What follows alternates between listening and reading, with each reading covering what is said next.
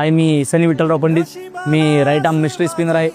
मी यावर्षी महाराष्ट्र प्रीमियर लीगला यावर्षीच खेळत आहे.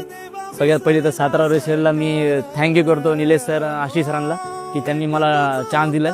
सगळ्यात आधी तर मी एक सामान्य कुटुंबातला आहे. मी डिस्ट्रिक्ट मी हिंगोली डिस्ट्रिक्टकडनं खेळतो आहे. सगळ्यात आधी तर तिथे काहीच नाही आहे, म्हणजे मॅटिंग क्रिकेट आहे, लेदर बॉल पण नाही आहे, टेनिस बॉल जास्त खेळतात आमच्या इकडं.